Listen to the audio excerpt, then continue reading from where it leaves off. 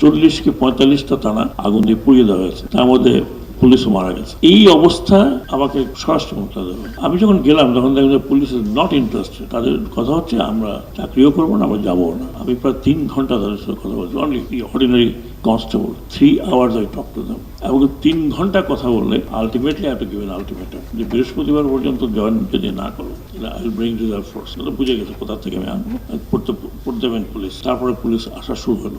এই পুলিশ কিন্তু এখন পর্যন্ত স্ট্রাকচার হয়নি। স্ট্রাকচারের কথা আমি বলেছি, unless police structure is not change, political infiltration হতে থাকবে। এবং যে কারণে আমি বারবার বলেছি, ওদিন বললাম টু মাই কলিগ জাহাঙ্গীর, কি সংস্কার কমিশন বলেছে না বলেছে বাধ্য, পুলিশ কমিশন একটা রূপরেখা দিয়ে যেতে হবে।